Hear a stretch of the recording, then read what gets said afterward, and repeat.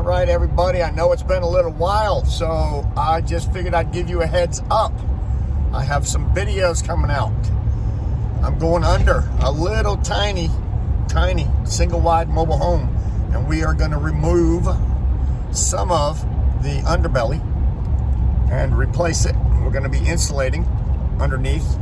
We're removing the vapor barrier on the ground. Under the vapor barrier is soaking wet. So some people say vapor barriers are good, some people say they're bad.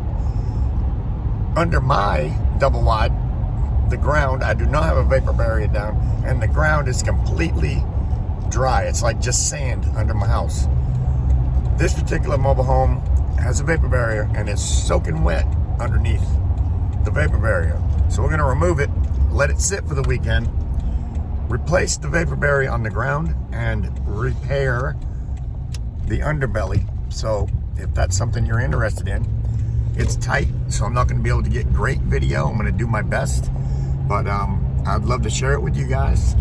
So make sure you subscribe and ring that bell so you're notified next time I put out a video, because there's a good possibility it could be underbelly and vapor barrier replacement. Like I say, it's going to be hard to do the video, but I'm going to do my best to give you guys an idea how you would have to take care of your underbelly on your single wide mobile home if you have problems with it.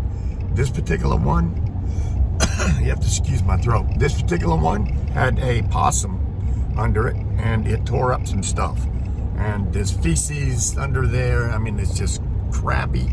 So we're gonna remove it all and put some new stuff under there. Ring the bell, and I'll see you on the next one.